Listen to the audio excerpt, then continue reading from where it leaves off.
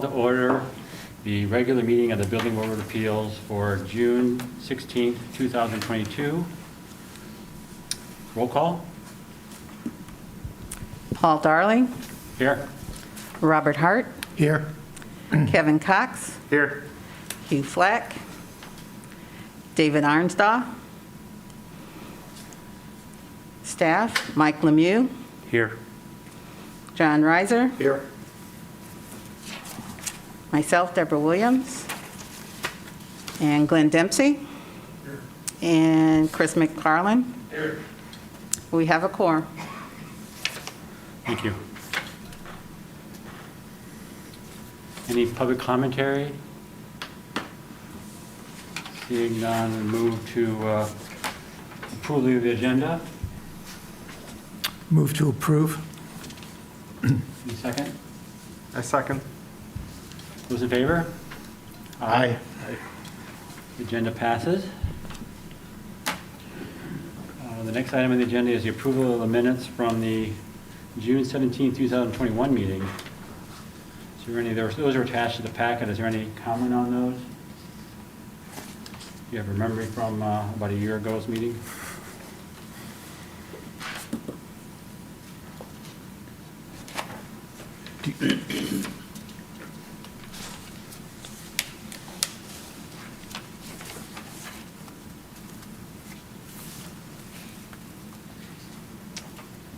Any comments or no comments, or?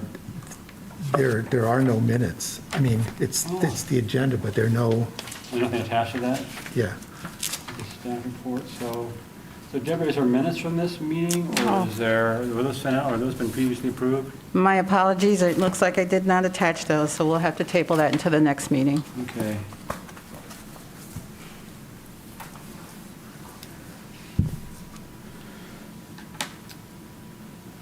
Appeals and actions and show cause hearings. The first item on the agenda is 2201-81, a variance BBA A22-2000 variance request for 322 East Liberty, Unit 13, Ann Arbor. Is there an applicant here for that? You want to come up and state your name, sign in, and give us a 5-minute or so summary of your request? Okay, my name is, thank you, Mr. Chairman.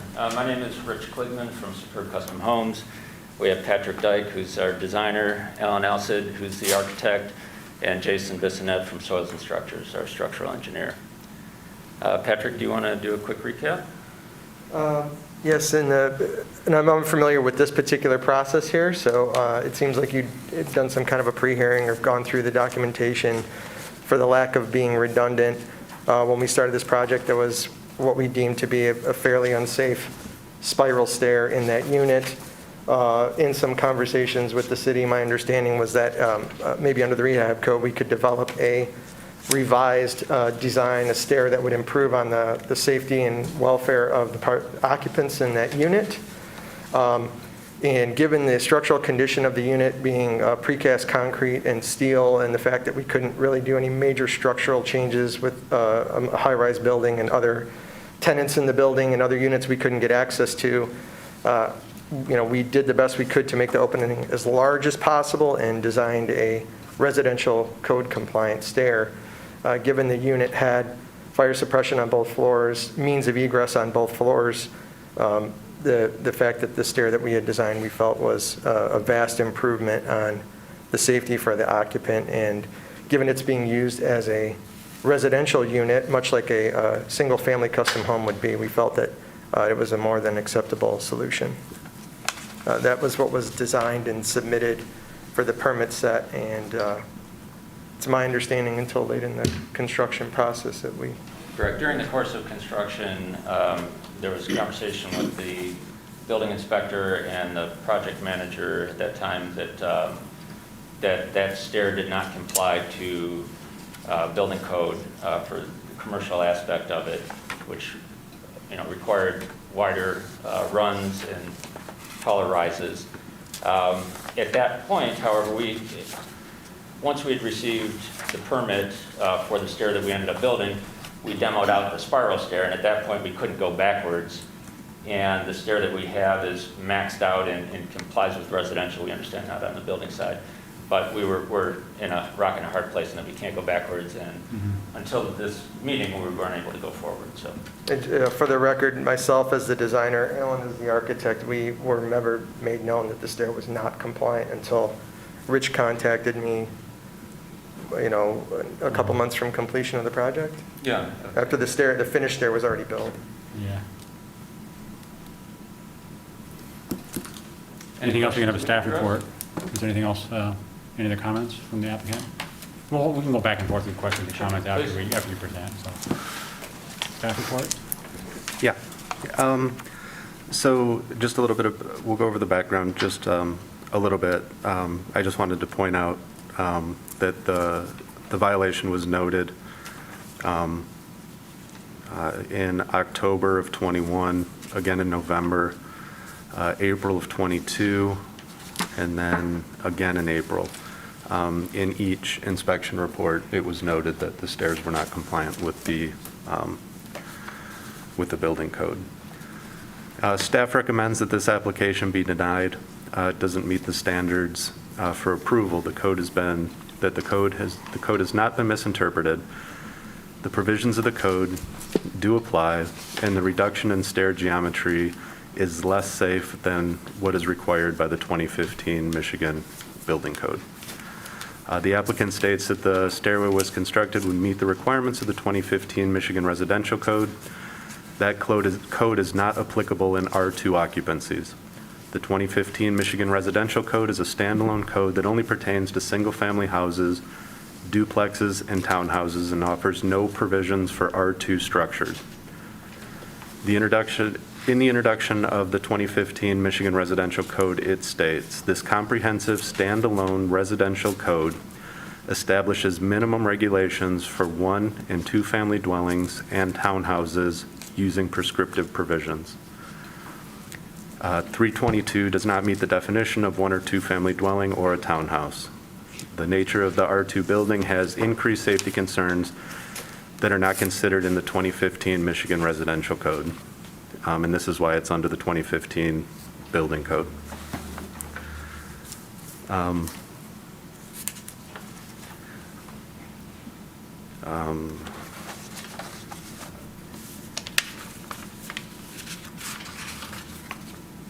The residential code is not intended to be used in commercial buildings. It's a standalone, as was stated before. It's not meant to become a standard when the 2015 Michigan building codes are not met. The project, because the 2015 Michigan Building Code is a minimum standard in the code governing this project and is directly referenced by the 2015 Michigan Rehabilitation Code for existing buildings, this appeal does not meet the standards of approval. The code has not been misinterpreted. The provisions of the 2015 Building Code do apply, and the increased riser height and decreased tread depth is neither equal to nor better than code requirements.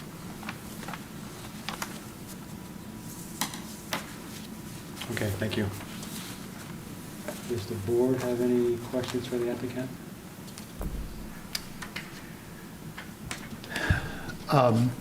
So the packet had a lot of cross-referencing of various codes, which I have some questions about, possibly to Glenn. But first of all, the spiral stair that was in the dwelling unit originally, it was a permitted, as of right, I mean, a permitted by code egress stair. It met code at the time it was put in, the spiral stair, the height, the right and the run. I couldn't find at the time, because I went back and did some code research to see when permit was issued. I don't know what version of the code the city was using at the time, because sometimes municipalities lag. The current version of the code might not have been adopted. I do know that it being a 5-foot diameter stair, it was extremely small, and the the phantom stepping was like a real issue. Right, and I understand that. Yeah. But I guess what I want to establish first is that Sure. those spiral stairs are in every one of those units. not just this one. I think there's just 2 units. There's Well, only, It's- Most it's of them a- are one level, and this Yeah. happens to be a two-story. The Michigan Building Code, the 2015 version, allows a spiral stair like that as an exception for an egress stair. So I just want to make sure we're clear on that, that Yes. what's driving this is not the fact that it was a non-compliant stair, is that the owner doesn't like it because it's cumbersome and it's difficult to use. He wanted improvement in Yeah. safety. Well, My point is that this is a preferential decision by the owner. Understood. Okay, so- And in early conversations with the city before I started designing, there was some conversation that the stair may, I designed whatever I could get to work, and it may, upon their approval, be accepted as an improvement in this health and safety welfare. Part of the confusion was there's multiple codes that apply to this project, but there wasn't a clear line in the sand, and my rationale was, okay, I can draw an alternate shaped stair. I told the client, the best I can do is draw something else that will fit and see if the city will accept that, and if they don't, they will reject it, and then we will just, keep the stair that's there, or we will, if we're allowed to replace it as a replica, we'll do that. And so when we submitted the plans and were issued for permit, my understanding, because I wasn't really sure which elements of the unit would qualify under the rehab code, the assumption was that, okay, the city must not find objection to this alternate design. And then when we found out, unfortunately, the original spiral had been ripped out, and we were told we couldn't go back to that now that it had been demolished. Is that correct? That's my understanding, yes, and Mr. Dempsey can verify, but when we had a Zoom call, and at that point he said, because that was my question, is what's our worst case? Are we going back to what we have? And he said, no, we can't. And I don't disagree, in the context of us not knowing what we started with relative to code, but I would argue that I don't think anyone would disagree that the current stair is safer. If all things being equal, this current stair is safer. Well, see, that's for where, navigating. that's a little bit of the problem that I'm having here, is that the spiral stair, as it went in, it was a code acceptable staircase. I'm assuming so. No, and that it was there. Yeah. well, I guess I'm stating that also as a fact. So what the situation is that the owner didn't like it because it wasn't a comfortable stair and was asking for something, 100%. a different configuration Yes, correct. to suit the owner. 100%, yeah. Okay, and I just want to make sure That was the- yeah, that's that was the clear. intent. That was the Okay. drive, correct. And then once we were approved, that's when we took it out. Okay, so understanding the difficulty in reconfiguring the new stair to meet the commercial building code, the other thing that manifested itself in the packet is that the residential code has a particular standard for riser and tread,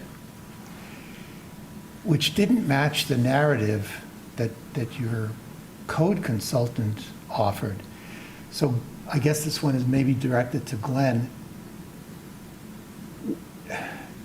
It's the 2015 residential code that would apply in terms of an alternate design.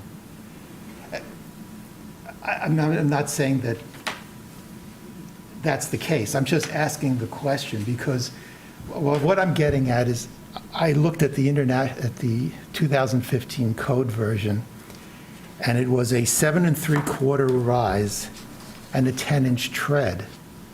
Your consultant has it as a 8 1/4 and 9-inch tread, and that's closer to what you guys designed. You have a 9-inch tread. So I'm trying to understand which one. I don't know what code your consultant was looking at, whether it was like a, So Mr. Green was, I think he was one of the founding members of the International Code Council.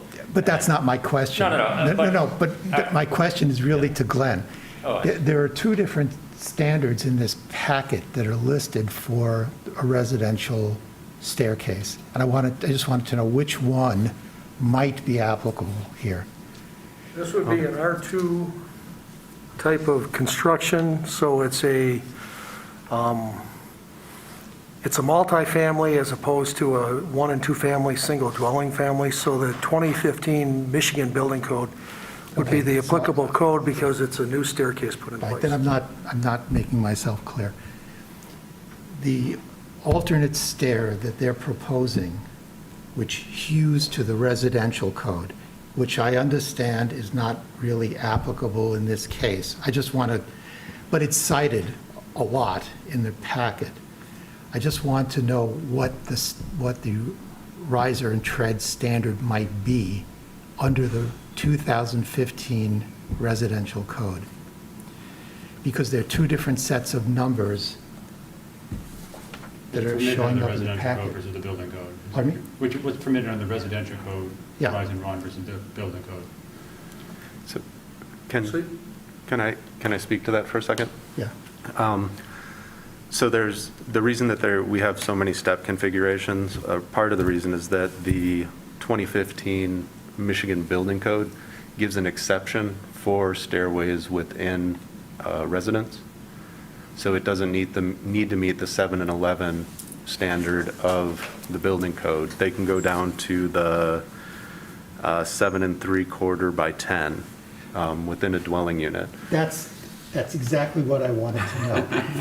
Thank you. Good.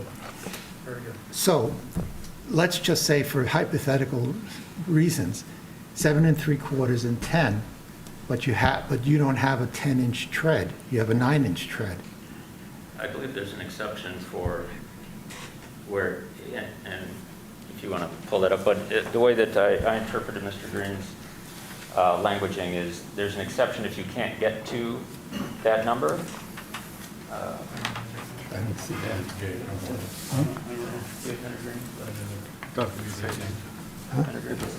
No.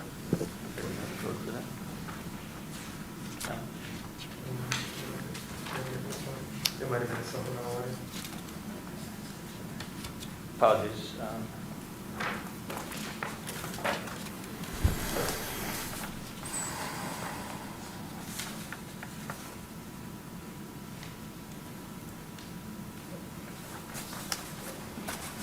I'm sorry, Mrs. Williams, do you have an extra paragraph? I do. Thank you. Sorry about the notes. Thank you. I'll keep it like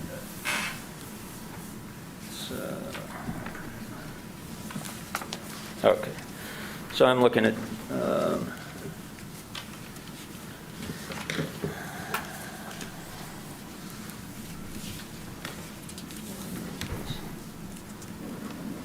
okay, so I'm looking at pages 39 to 40 in the packet. He's citing residential code 311.7.5.2 tread depth, minimum tread depth shall be 9 inches. The greatest, let's see. That's the residential code, though. That's the- Correct, That's Yeah, not yes, the sir, resident- yeah, that, That's not the residential code. It's 10 inches. he's saying using the Michigan residential code, Building R, code, residential. no, R311.7.5 provides. So he's saying when, Prior to, that's right? using this, saying for purposes shall meet the requirements, greatest shall not exceed. So, yeah, I mean, Mr. Green is, citing residential code for that 9-inch run. Yeah, And 8 1/4 run. yeah, it's permitted under the residential code. All right, let's- One or two My family understanding is residential. that's the compliance. It's 1 or 2 family, though. You're not 1 or 2 family. No, correct, Yeah. correct. We knew that we were unable to conform under the building Yeah, code. this was all about, would that be deemed acceptable under the rehab code as an improvement upon current safety conditions? Yeah. Because there's, in all reality, everyone, I'm sure everybody's been on a spiral stair before. A code compliant spiral stair, especially when it's a 5-foot diameter, I've done them before, it's 6 foot, 6, 7 feet, Mhm. where you can walk around the outside of it, on the outside rail, and you don't have the concern about phantom stepping. Yeah. This was so narrow, by the time you took out the handrail areas and whatnot, you were forced to walk really close. And even though you could say that that stair was code compliant, the reality of it is it'd be very, very easy to phantom step and fall. Not debating that. Yeah. Okay, No, you were clear, Mr. Hart. Yeah, Yeah, clear. so, Yeah. just, sorry. Mike. Mike, one more time. The Michigan residential code for a single-family home or a 1 and 2 unit dwelling is what for the riser and what for the tread? I believe it to be 8 1/4 for the riser and 9 for the tread. Oh, it is 9. for the- I believe in residential code it is. There's an exception to that. Yes. Okay, right, that's what I wanted to get to. Thanks. Yes, according to what they have in the packet under 311.7.5.2, tread depth, minimum tread depth shall be 9 inches. I'm on page 40 at the top. And with spiral stair at 12 inches in, it was 7.5, is what your packet said. So you go from 7.5 to 9. And I think on the walk line, that stair was only like 4 inches. I actually don't even think it met. We measured. So on page 25 in your packet, it says 7.5 at the walk line. That's 12 inches in. At 12 inches in. And Yeah. did it move? Okay, yeah. Yeah. So maybe, if it's right at that number or less, I'm not really sure. It was extremely tight. Probably all the residential code ones is all grandfathered. It's really hard to change back to the building code. I mean, that's why there's such a difference that inherently been built in there so long, that 8 1/4, 9-inch tread. I think that, and that's a change in the Michigan from the international. Yeah, And I think it is to accommodate tighter spaces, and I think that it's also considered that in a 1 and 2 family Yeah. dwelling, it's going to be one person who's in there using Yeah. it for probably multiple years. I don't know if this makes any difference to the board, but the tread is always measured nosing to nosing. These treads actually had 1 1/4 nosing, so there is a little bit more surface area to get your foot on. Isn't the nosing, isn't it 3/4 of an inch that's allowed? You're allowed 1 1/4 max Is it? on nosing. Yeah, if you have no nosing at all, you have to make the treads deeper. Right, right. But they're actually 10 1/4 on the surface, and then it comes up and there's 1 1/4 projection.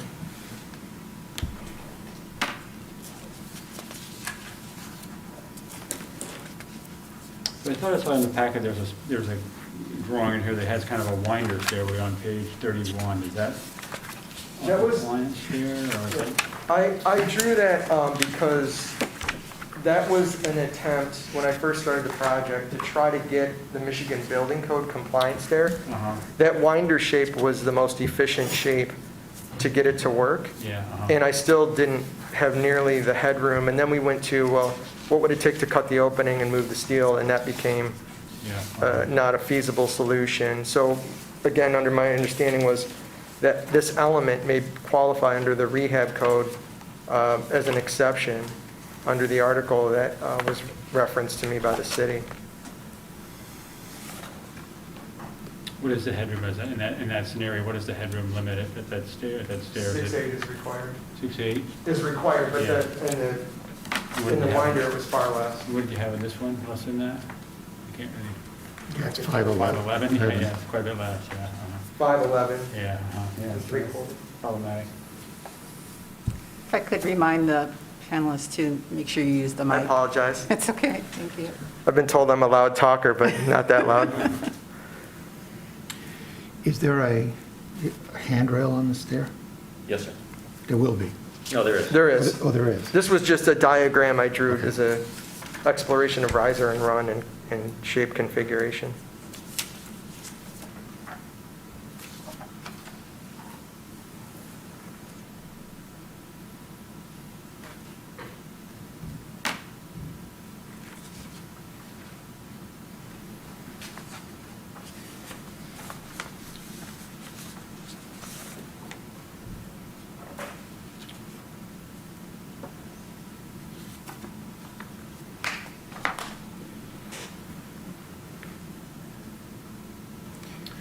questions by the board, any comments? Yeah, just a couple more. The building is sprinklered, Yes, sir. Yes, and it has a second means of egress to a corridor. both floors have a door that goes to a fire-rated corridor. Okay. So this serves as a supplemental means of egress between the two floors. I don't even think you could say it's a means of egress because each floor has an independent. Yeah. In case of a fire, the first thing you would do is go for that fire-rated corridor, and you've got the fire suppression. So the stair is merely for internal, Yeah, supplemental. yeah, supplemental. Right, yeah. Correct, yeah. Yeah. And it's probably why they approved the original spiral, or the designer intended it that way to begin with, I don't know.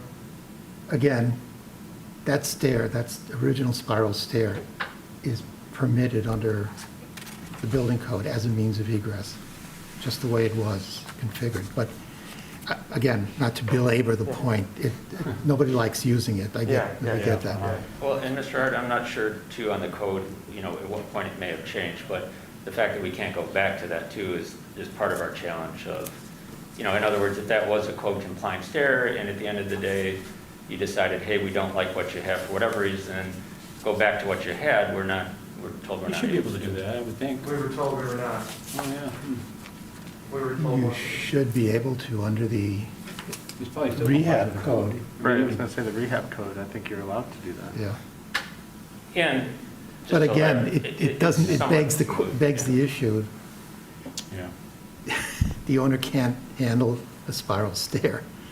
So, can you kind of complete the picture, when you go out the extra means of egress, the main means of egress to the corridor, once you get out into the corridor, do you have two ways to go? Yeah, two fire stairs, Two. And there's an elevator as well. but the elevator can't be used in case of a Right. fire. Two opposed stairwells. Yeah.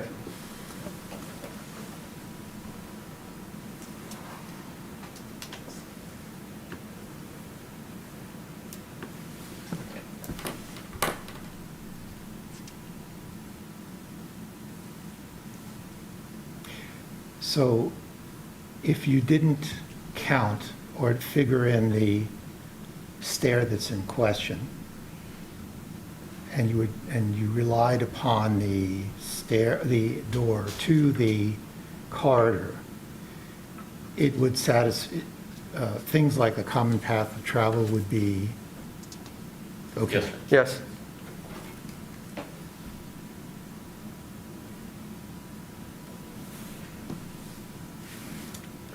This is a steel frame stairway too, it looks like? No, it was wood Wood frame. frame?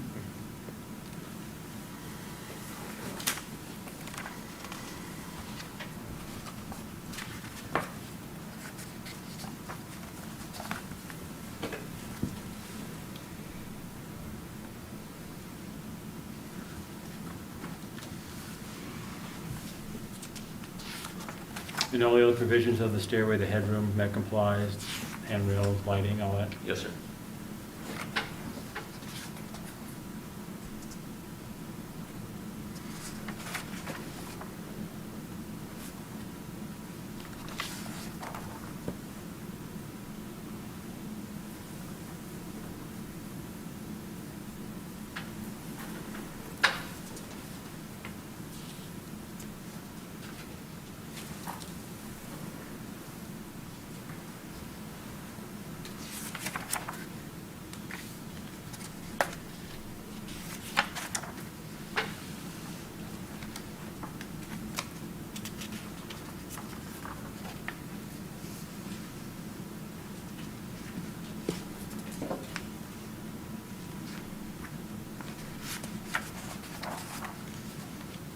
You said the headroom was clear on here?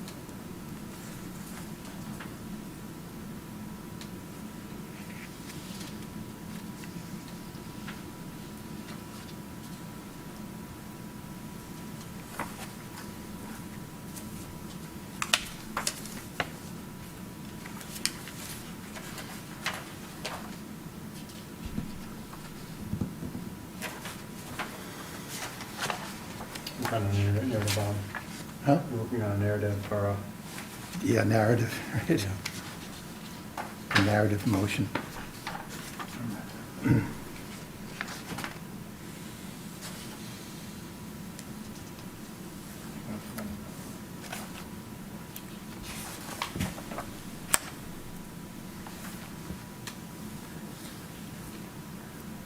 So,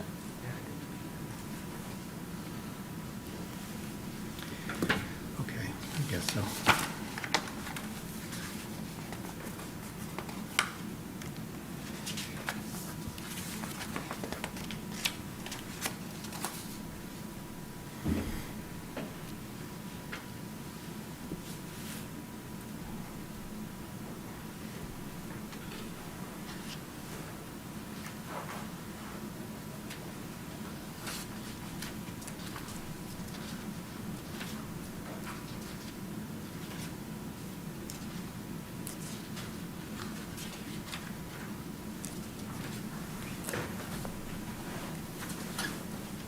I don't see any photographs of the finished there. There's kind of a progress shot there, but not. Would you like to see one? But it looks like. I think all the we've way got down, it. Yeah.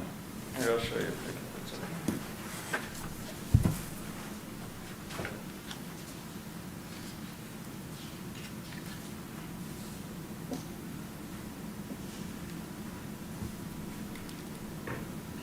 May I interrupt? Sure. This is a top-down view from the kitchen level looking down. So, each strut is lit for safety. And would you like to see the photos? So the handrail's in the middle. The handrail, correct. And there's railing on the garden. Uh-huh.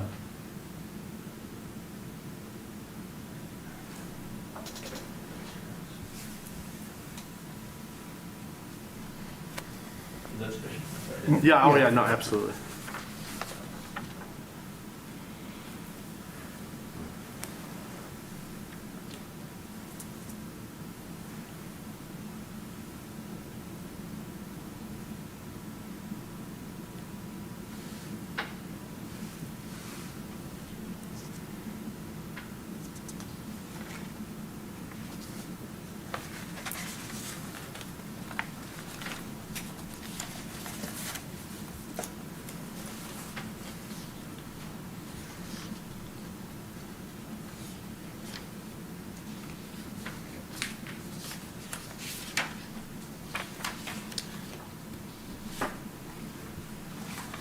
So one thing is that we have a board of 5 members, as 3 are here today, so all 3 of us will have to vote in favor for it to pass. I believe that's correct, is that? You need a minimum of 3 votes out of the 5, or quorum of the people that are here. Yes, I believe that you'd have to have the full quorum. Agree? Unless Mr. Reiser sees differently. No, I don't.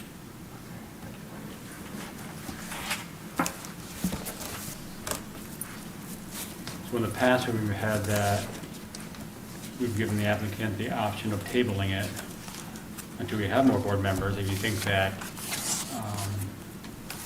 you may not have complete consensus, or we can go ahead and vote and, If I may, are we confirming with bylaws if it's yeah, simple majority? check on that, yeah. And then if you can tell me, Mr. Chairman, if you're all voting in favor, then we'll take it now. Yeah. We understand this would be the point that we would table it before it goes to motion. We know it's been, seems been difficult to try to have a quorum for these meetings. Yeah. We're trying to be sensitive to the efficiency of the, Yeah. I think the advantage of tabling it would be is you don't have to pay the fee again. You don't have to reapply. And there's no guarantee that we'd have 4 members the next time, you know. Right. So that's, So we don't have the bylaws handy right now. You might want to consider tabling if our legal staff agrees.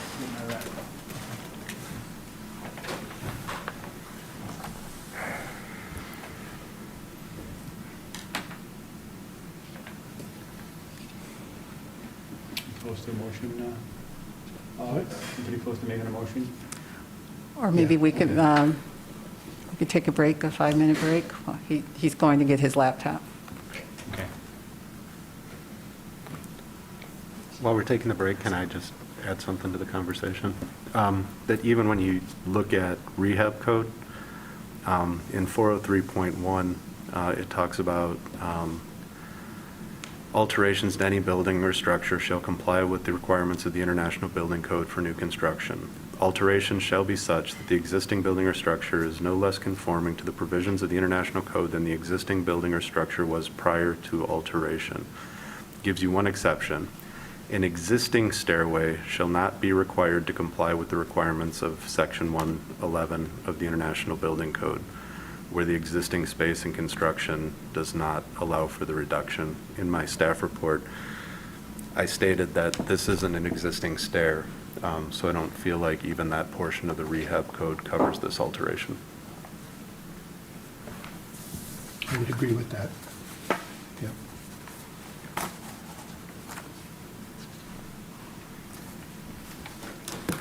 Ready to make a motion? Yeah. So what Are we- did you decide are we- to do? You want to? I think we can make the sorry. motion and just not vote on it yet. I think if we want to develop a motion, then we can decide we're going to table it, we have a motion for the next period, or we can decide to vote on it or not. So it's Okay. fresh in our minds as far as what the motion could be. Okay. Thank you for that, Mr. Chairman. All right.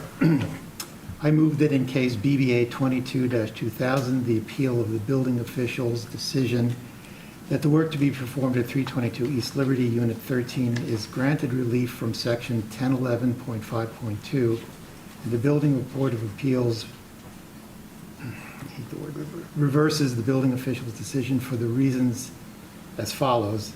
The applicant has proposed an equivalent alternative on the following basis.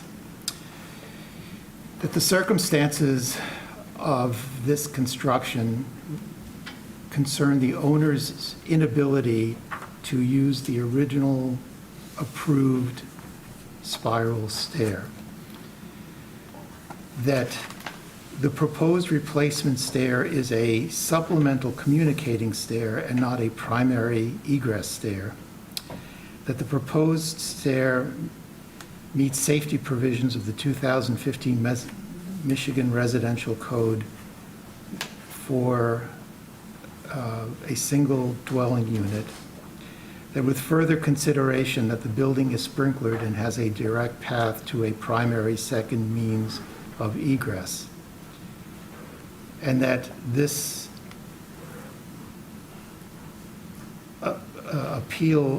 approval is not to be used as a precedent for future similar conditions or appeals.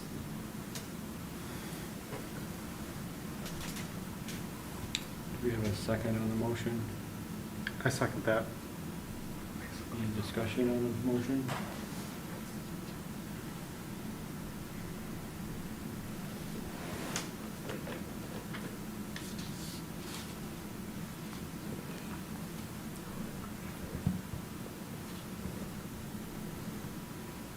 Do you want to put in there what the Verizon one are as it was built? I mean, it has a minimum of 9-inch tread, so it has a minimum 9-inch tread now, or is it bigger than a 9-inch tread?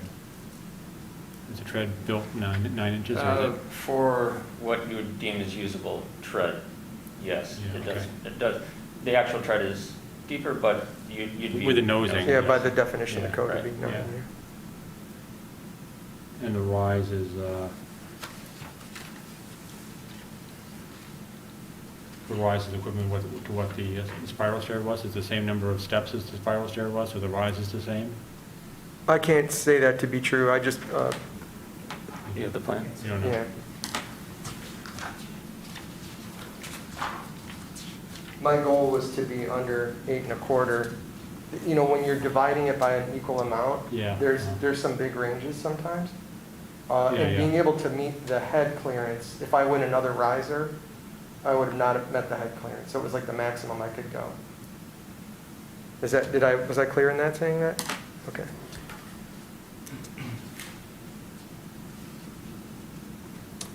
Because the way it's written right now, it has to comply with the minimum requirements of the residential code, so hopefully what they've built there is that not more than 8¼ inch rise. So does it fall within minimum? Yeah, our understanding, yeah. Okay. Yeah. It's Okay. compliant. It was in here somewhere what it was. But. So we'll wait until we get an answer about the motion thing before we vote.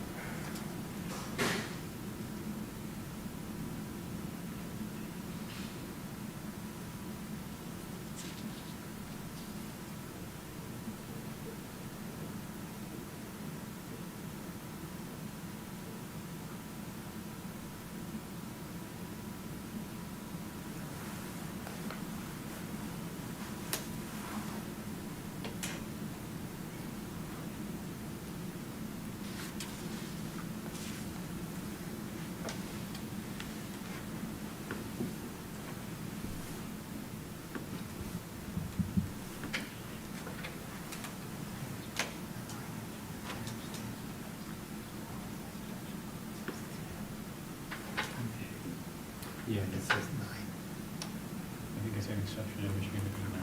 Yeah. Where international. They wanted to make sure they weren't building it on. Yeah.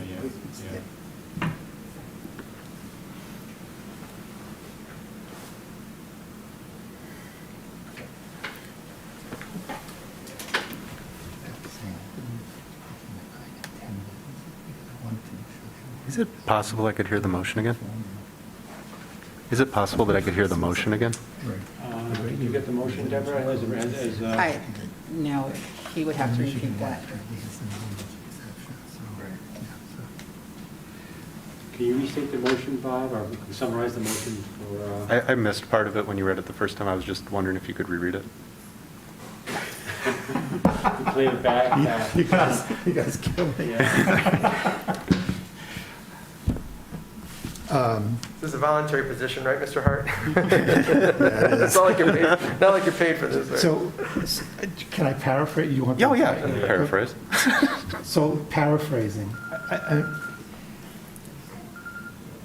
the motion was that if they built a conforming replacement stair, if they built a replacement stair that conforms to the Michigan residential code for within a dwelling unit, and that the stair itself is, in effect, a supplemental communicating stair, not a primary egress stair, that, and that because the building is sprinklered, has a direct means of egress to a corridor with the twin fire stairs. And the fact that the owner is challenged or was challenged by the original stair that was in spiral stair that was installed, that they were making a reasonable accommodation. But perhaps the most important thing of all of that is that I don't want to see this being used as a precedent for future situations. Variances, yeah. I mean, if something like this happens again, I would expect that the construction be shut down, period. And that we're also not boxed into a situation where we're trying to rationalize some kind of equivalency to the code. Because on the face value of what you said, or what was presented by the building department, you're right. I mean, bottom line, you're right. So the motion is basically trying to make an accommodation to the situation that was presented. That's the gist of it. Okay. Thank you. Yeah, we're thinking that, we're feeling that it has to be a majority of the quorum, so the two out of three. Are there bylaws? I couldn't find them on the city website. Does this No. board have bylaws like other separate. boards do? No, we're a maverick organization. You haven't been established for very long here, right? Because bylaws can set forth what the quorum is. Yeah.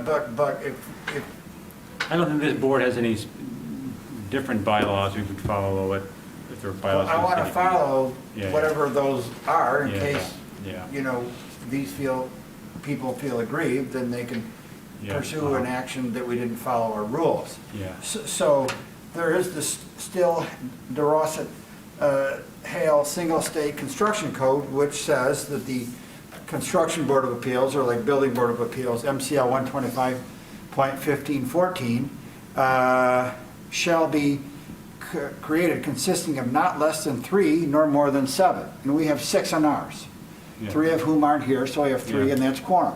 So absent something in our bylaws, then Roberts generally, a majority prevails. Okay. So the majority of those present and voting would Yeah, determine okay. what you do today. If you Okay. want to table it to be extra careful or to get more input, that's your prerogative. But I think that you, 2 out of 3 have the Majority. ability to rule the day today. That's good news, good here. Okay. Thank you for that. Mr. Reiser, for clarity on that.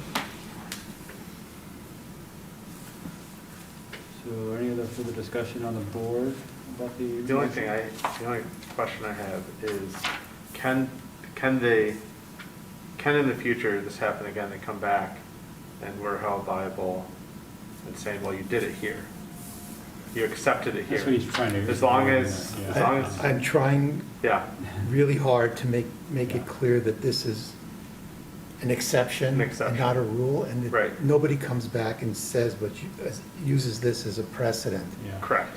So the other 12 units in the building, whatever, they, well, you did it in this unit. You did in this, you know. yes. You're gonna hear it That's a the lot. intent there, yeah.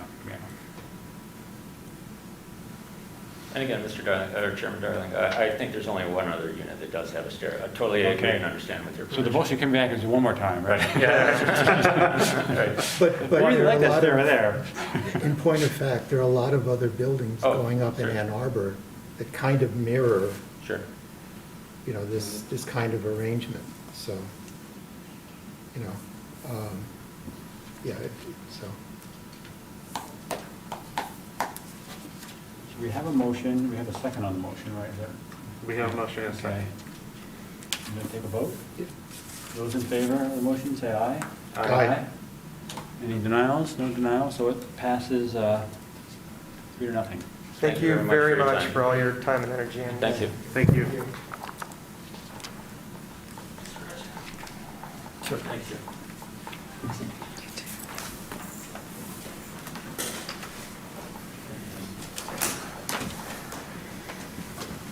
So the next item on the agenda is item number 221082, DBA 22-2001, variance request from 1299 Harp Street, Ann Arbor, Michigan.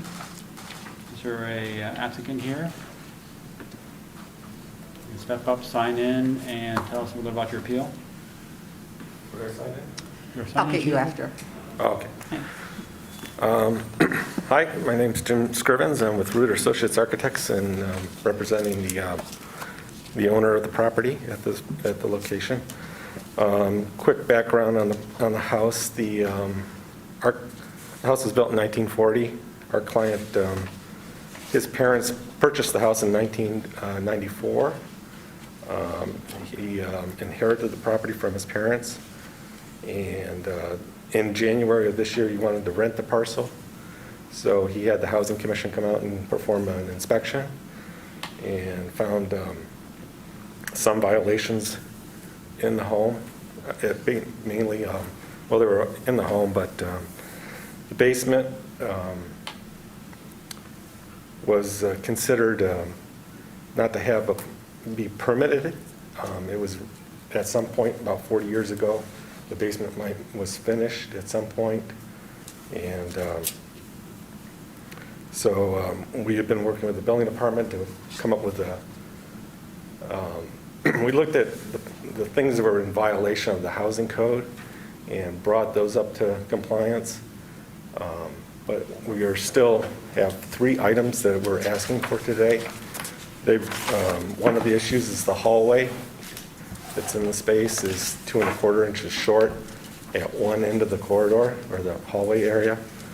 The 2 doors leading to the sleeping rooms are roughly an inch short below the code. And then, of course, the egress windows that are leading out of the sleeping rooms are also short only in height. The width is acceptable by building code, and the area is 5.2 square feet. So the free area is also in compliance there. Our proposal was to, if you see our drawings, our proposal was to correct the staircase, which was an existing stair, and it was installed at the time the house was built in 1940. And so we decided to bring that up because that was in violation of the housing code. And we also decided to correct the window wells on the exterior of the house because the window wells were only 20 inches deep and you couldn't climb out through the window well through the egress windows. So the 3 items that we're looking to appeal today are the width of the one end of the corridor or the hallway, the head height on the door openings, and the egress from the windows themselves going out. They're all existing. As far as we know, they've been there as long as we can tell. But the issue goes back that the building department can't find any permitted building permit for the finishing of the basement itself. The building, at one point in 1982, the basement was fixed up as a part of a community development block grant. So the wall was replaced in one side of the basement. Work was done down there. We don't know to what extent that work was.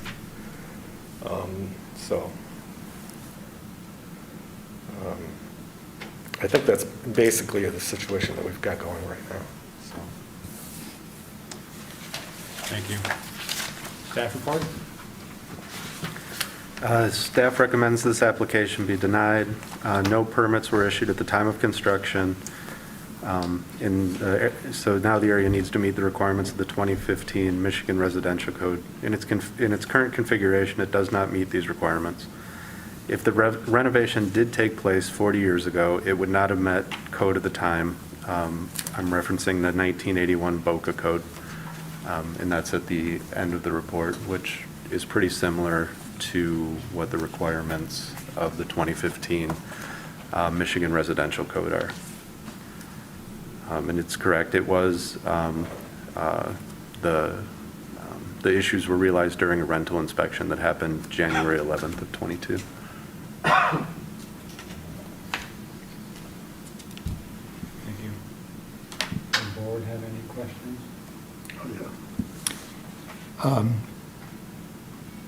So how much of what we're looking at in the plan,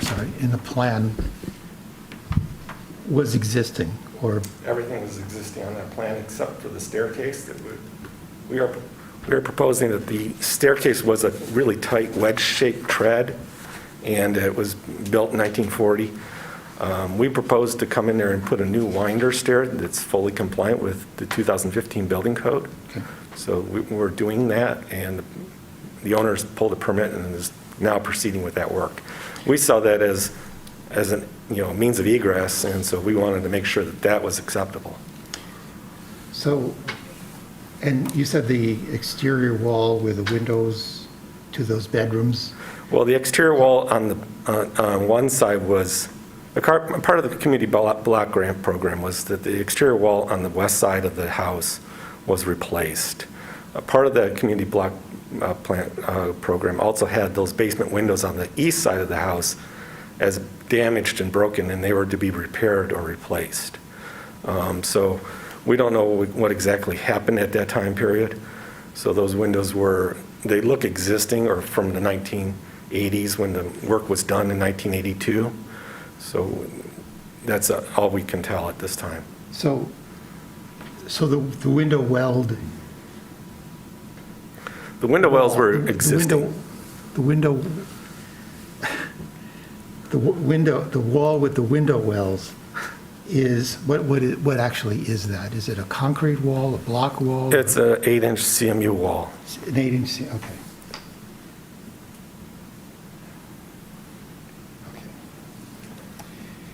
Okay. The reconstructed window wells, those are made out of what? The window wells, currently, the existing ones were pressure-treated timber, Yeah. and I believe the owner is going to go back with a pressure-treated timber, but currently it's 20 inches deep from the face of the building, and we're going the full 36 inches out into the yard. Uh-huh. Can you describe the section at the egress windows? Like, what is the sill height? The egress sill height is, it meets code. It's 44 inches to the top of the sill for the clear opening width. The windows are a vinyl double-hung window. They have an upper and lower sash. The bottom sash raises up. The clear opening width is 39.5 inches. And the total clear opening height from, if you raise the sash up from the sill of the window, is 19.5 inches. Code requires that it be 24 inches tall. That's where we come into problems with climbing. We've got the width, because the width's 39.5 inches long, so you can easily climb through it. It's just not tall enough. Yeah. Is there an obstruction that you can't go up? Well, so the window is at the top of the joist. So it starts from the floor line and goes down, and the basement itself, it's 44 inches off the floor. So we could go down further, but we'd have to dig out and cut concrete wall and all that other stuff. So Concrete wall or CMU? CMU wall. Seems like the easy fix is a casement window. Well, so casement window, we looked at that. Casement window will work. It's a 36-inch wide. We'd have to reduce the size of the opening. It'd still be a vinyl window. It comes close to not applying to the 303 code, where it says for the front bedroom, because of the area, we need 8% square feet of light opening. And so a 36 by 40 window that fits in that opening is borderline for the light requirement as far as natural lighting, so as far as clear glazing area. So that we kind of wanted to keep the amount of glazing that we had in there. And then we also cited that section Appendix J, if we were to put a window in there, Appendix J says that we're allowed to put the same style and use in that window opening. So technically we're allowed to, by code, to put in the double hung. And that's where we thought, well, if we're going to replace the window, we're entitled to the same type of style. Why can't we just keep the style that's there? Are these windows from 1980, or these are newer windows? As far as we know, they're from the 80s. They're probably near the end of their useful life, probably. Or are they vinyl, or are they wood? It's a vinyl window, yes. And you're not replacing them? The point was just to keep them, everything's existing, and not to take them out, not to touch them. We have the same issue upstairs, but, you know, we have vinyl windows up there, and we're not looking at those issues. They don't meet the code as well. But because the basement wasn't permitted, and the house dates from 1940 upstairs, they're allowing the upstairs windows, but not the basement windows.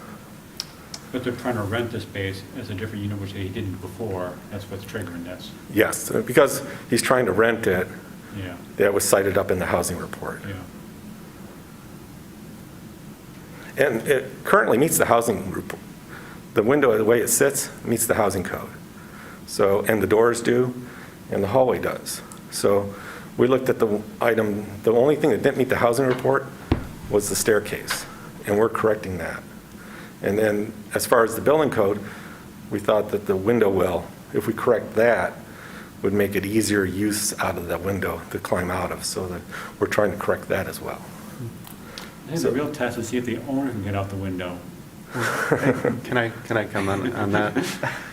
That emergency escape and rescue openings are not only for somebody to get out of, they're also for a fully equipped firefighter to get into. So They would just break the sash out, probably. But I'm saying that the Yeah. intent of the code in there is not Both only. direction. Yeah. Yeah. So the outside window well helps in that provision. How deep is the window well? As far as off from grade down to the sill, Uh-huh, it's roughly, I think, 20 inches. okay.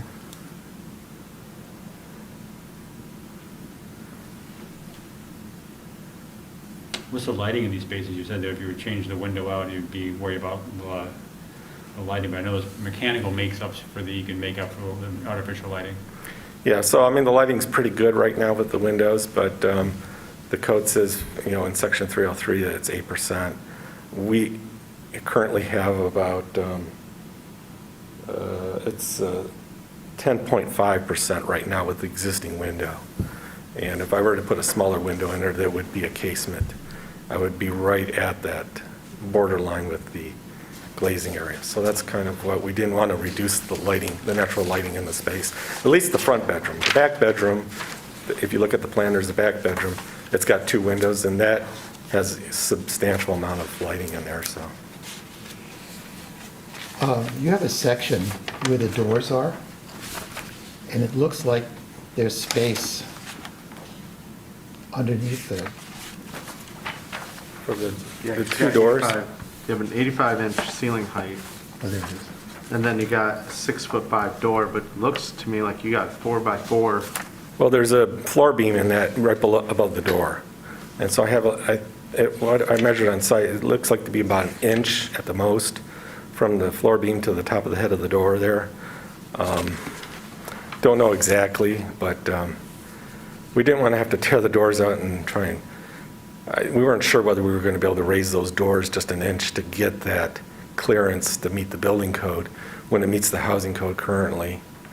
And so the floor beam goes up from front to back of the house, and the wall's right below that floor beam.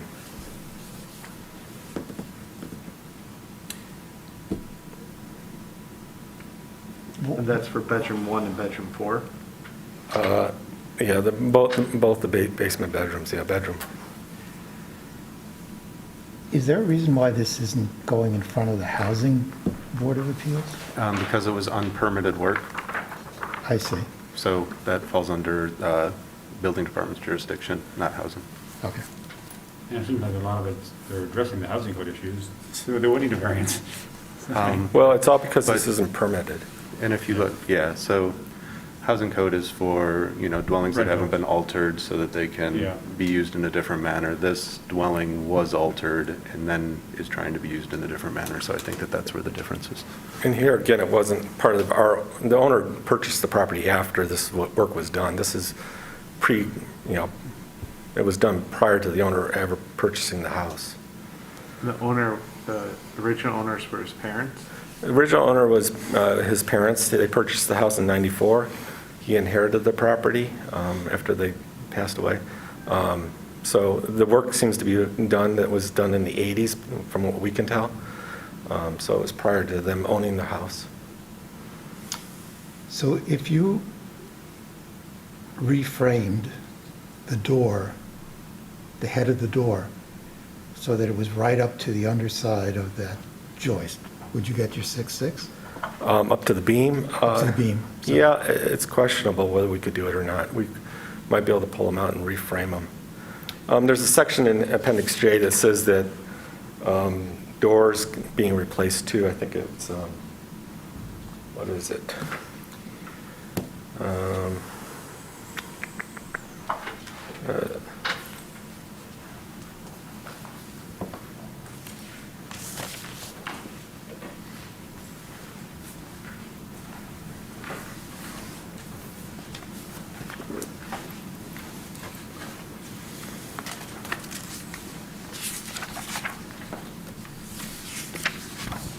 Looking at Appendix J, 401.2, where it says that if you replace a door with material that's slightly different, you're allowed that discrepancy as far as what is considerable minor, reducing in width.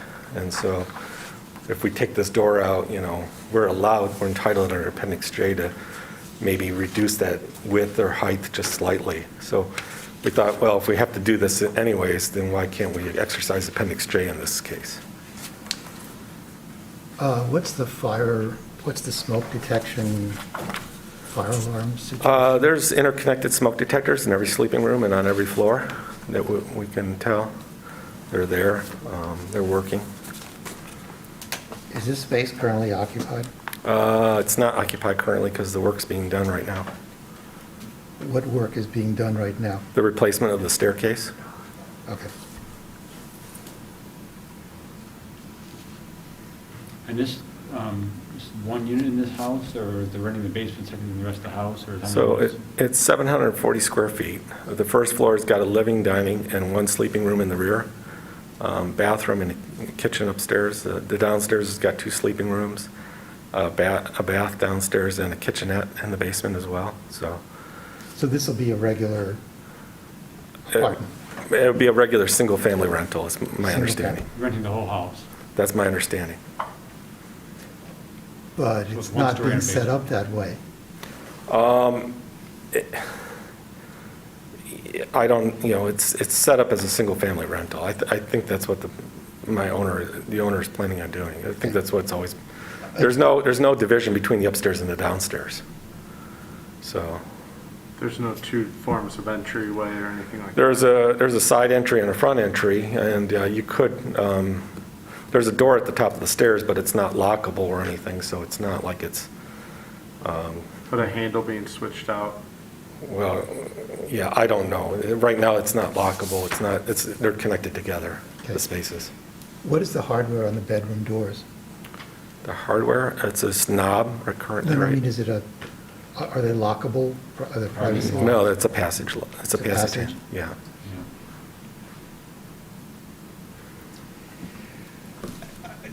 This is just a quick question.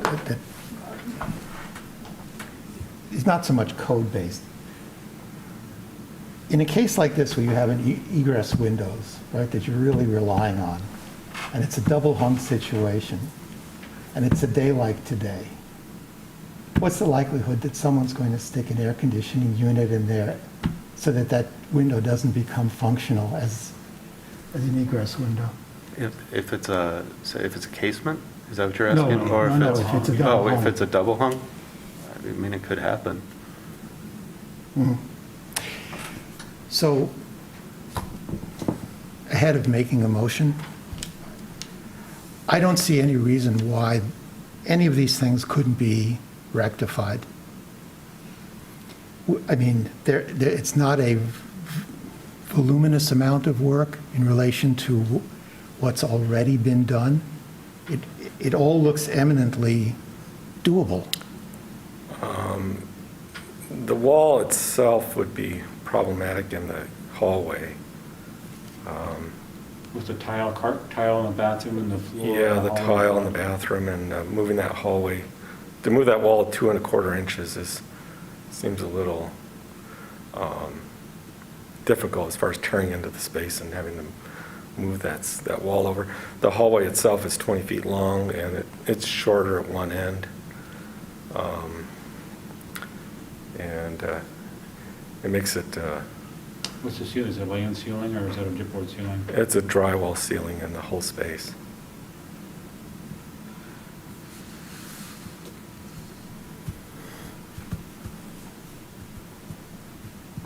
But it's not, it's only not to code in front of the bathroom. Yeah, that's what I stated, that that hallway area there leads to non-habitable spaces. And the space where the exit is for the bedrooms is actually got a wider corridor there of 4'3", so. So your only problem is from that bedroom door back to the laundry room? Is that what that is? The kitchen, it's a kitchenette there, yeah. There's a kitchenette. Yeah. And you're not able to move that small part of wall? Well, Over to help the here again, door. it's existing, and it meets the housing code, and we were trying to avoid tearing into the tile and having to replace the whole bathroom floor, and all Why that. are you would you going have to- towards the bathroom? I'm talking about the bedroom. Oh, the bedroom You wall? can't go into the bedroom, which will rectify the door and the hallway issue all at once? Well, I'd have to move it substantially into the bedroom area, as far as, you know, there's a lot of, it's a lot of work there to tear that wall down and. 4 inches, isn't it? 36 minimum? It's 36 minimum. 36 minimum. Yeah. Yeah, we're 2¼ inches short. It's, if I may, it's section R311.6, hallways, the width of a hallway shall be not less than 3 feet. 3 feet. I almost tend to agree with almost the comment of, it just sounds like they just don't want to do the work. Well, they're seeing that this was existing and it wasn't their, yeah, I mean, this wouldn't have come up unless they were trying to get it approved through the housing. And it comes up, not necessarily, it passes the housing code, and it's now they're being forced to say that this wasn't permitted, and we don't know whether this was actually, what the state of this was done under. And they have to go through and get this all permitted. Understood. But there isn't anything here that's an insurmountable or technically infeasible To do. thing to do. Yeah. I mean, I think that's the point, you know, and I mean, I think it's obviously, it's admirable that you're rebuilding the staircase. But, Equally good or better than the code is the minimum. yeah, Yeah. Right, so we looked at all these issues as a kind of a whole, and we tried to pick out the things that, you know, the major violations, and try and improve that to make everything equally or better. But it sounds to me like you chose the stairs, Well, that was the major violation that we saw. but a fireman going into a unit is not a major violation. Well, there again, most firemen will destroy the window if they get into the house. We didn't. But it's still short, right? It's 19¼ inches high, or 19½ inches high, yes. So you got 4½ inches there, you got 2½ inches, then you got 1 inch. Yeah.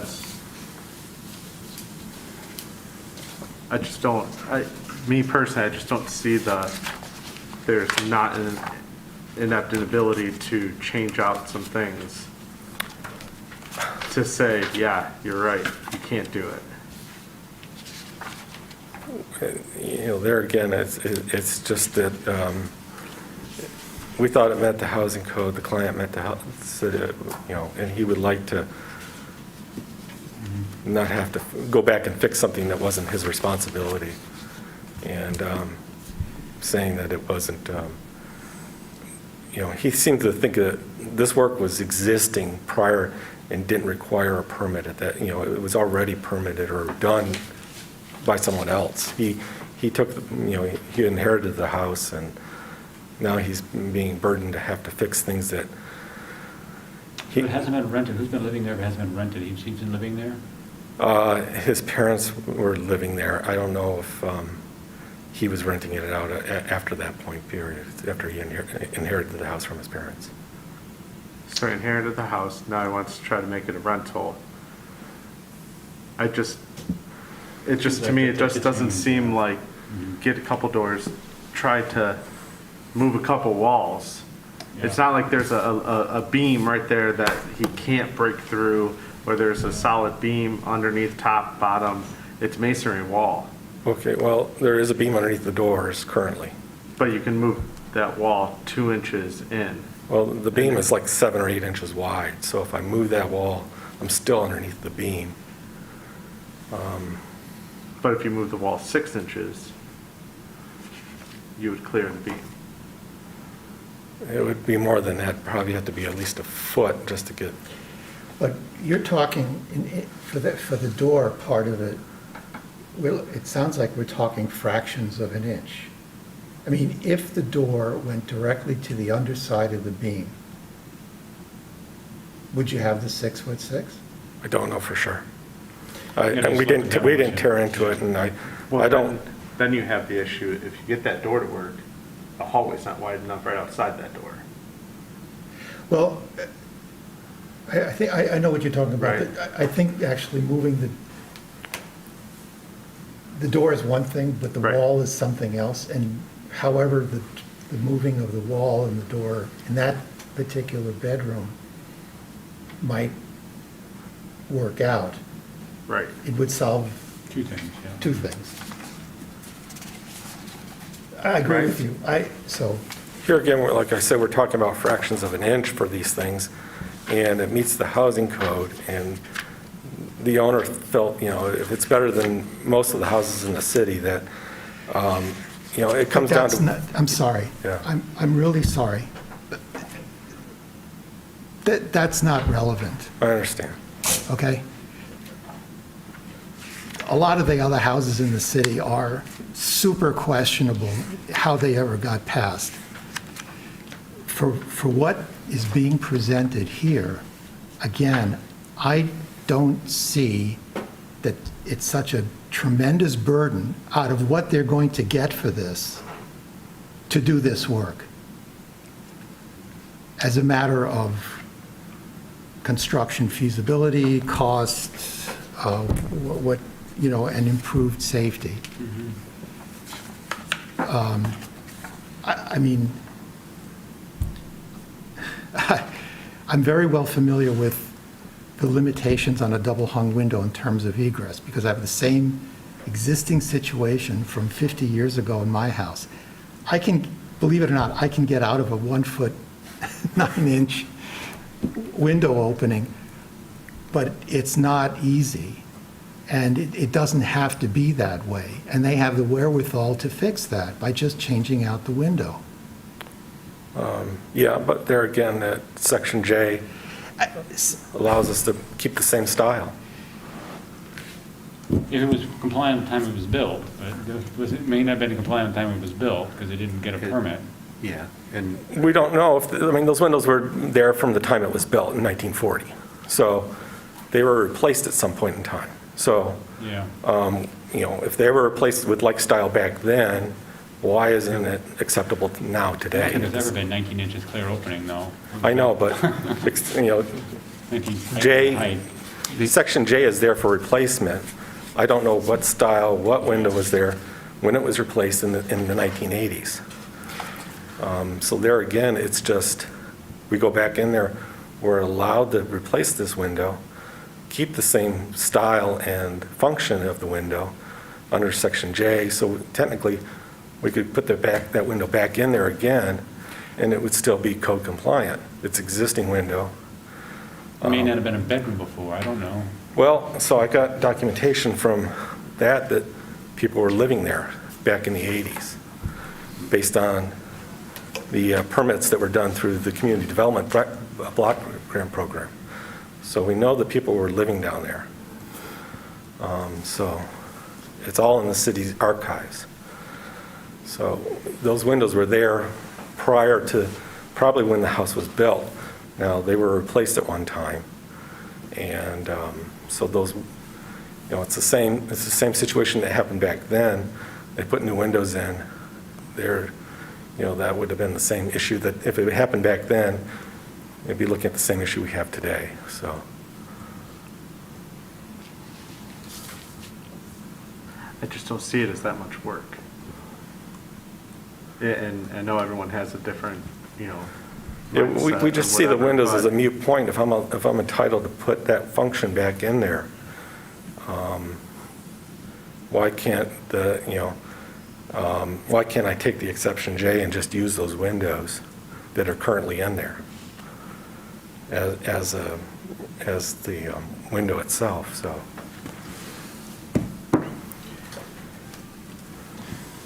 Is there a period of time that, if it hasn't been rented for a period of time, that's a concern? I mean, it's like it hasn't been rented for a period, now they want to re-rent it.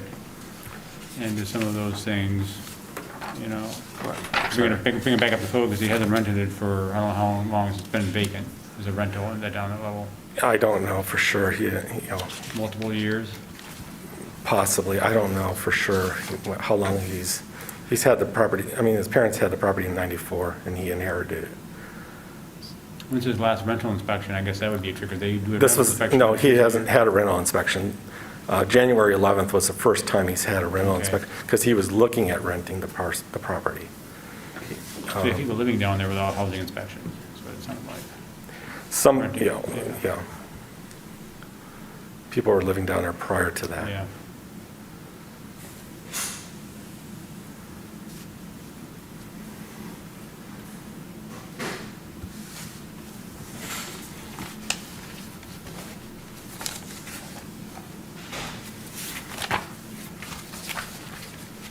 And it seems, I think, all those things adding up together that it hasn't been inspected for housing stuff, the things that are be applied on the housing code dates to like the 70s. I mean, it just hasn't kept up with the building code for life safety issues. Doesn't address the same level of egress concerns and,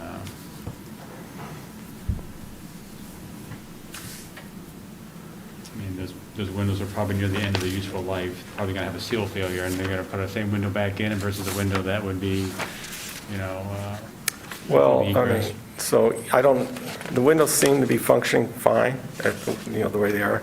I don't know if they're at the end of their life, but like I said, if we go and put back in the same window, we're entitled to that under Section J. Yeah. Why can't we just, it'd be nice just to keep those windows the way they are right now. They're functioning and permitted, at least those windows. If we could possibly, try and see if we can investigate raising the doors and an inch to accommodate the 6'6" clearance, which is what's required in basements, but. If the owner inhabited the house and does a remodel, he wouldn't, in this clarification, he wouldn't have to update the window because of Section J? If the building department was in and saw that the basement had been finished without permits, we'd be in the same place. No It matter just what. so happens that it was a rental inspection that triggered the observation of something that was done unpermitted. Gotcha. So you sort of end in the same place. Does that answer your question? It does. I'm just, no matter what, something would have had been fixed at some point, but now he just wants to rent it out. And that's what, yeah. And he so- doesn't want to spend the money to update. Yeah. I mean, And- ultimately, I and- think we'd like to just keep the windows. I mean, I- that's the crux of it, is what, and avoid having to tear into the space. But we're going through with the city right now on permitting, we're trying to make everything permittable. We pulled the building permit. We're going through there inspecting all the electrical and everything else. And so we're trying to do, our due diligence on our end to do that. We just didn't want Would to have. this window fail that inspection? Which inspection? Trying to get a new permit, and would they have to update the windows? So the windows were put in without a permit, so I think that section in Appendix J is for an existing home where somebody just wants to put in replacement windows where they didn't have the same requirements of the time. If we look back and if we accept that this remodel happened in the 80s, I have the BOCA codes as the appendix. Right. They are pretty much the same requirements as they are now. So if it was done improperly then, Yeah. doesn't make it okay to keep Why going now? with It it. doesn't make it okay now.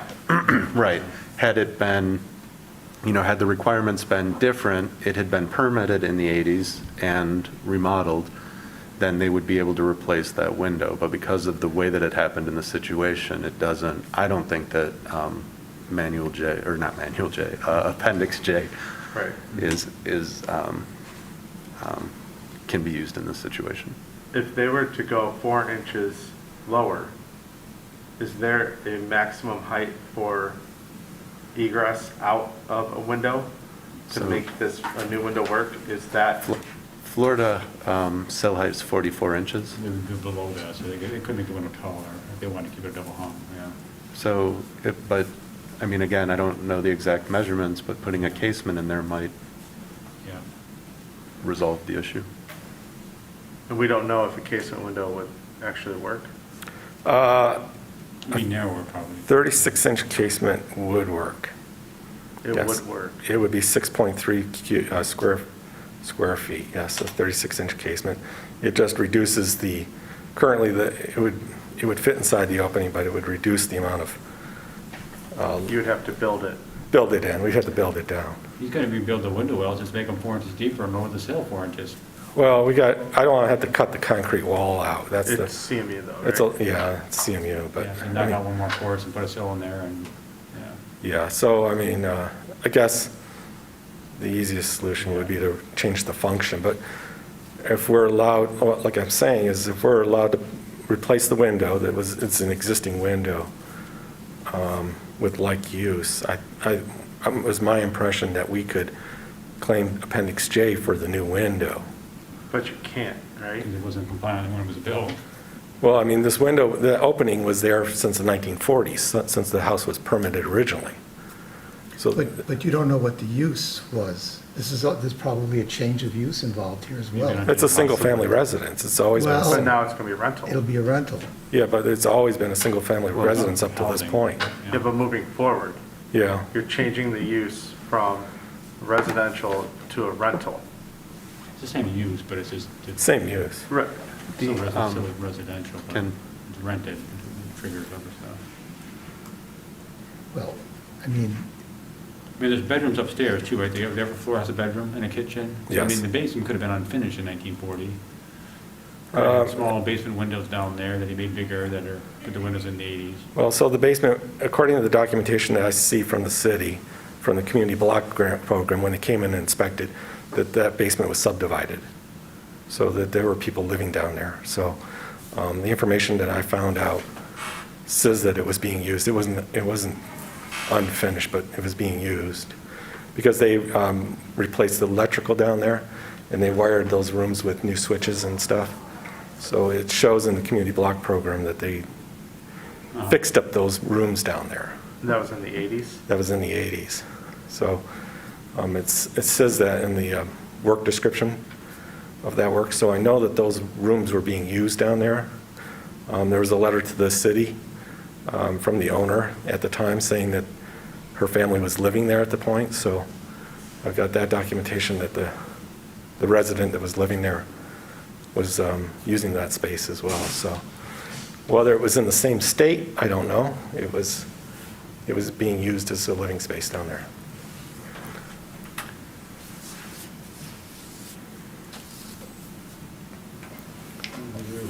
A motion or answer all your questions? yeah, An easy one. make a motion. Okay. I move in the case of BBA 22-2001, the appeal of the building official's decision that the work to be performed at 1299 Herbst is denied, and the Building Board of Appeals affirms the building official's decision for the following reasons. Number one, the true intent of the 2015 residential code in sections 310.1, 311, R311.2.1, and R311.6 governing the construction of 1299 Herbst have been correctly interpreted by the building official. Two, the provisions of 2015 Michigan Residential Code, Section R310.1, R311.2.1, and R311.6 applies to the construction at 1299 Herbst. And three, the applicant has not proposed an equal or better form of construction. A second on the motion? I second that. Any other discussion on the motion? You take a vote. Those in favor, say aye. Aye. Aye. Those opposed? Aye. Oh, this is a denial motion, so it's, yeah, so it's, I'm going to vote in favor. So it's 3 yeas, 0 nays, so the denial motion passes. Okay.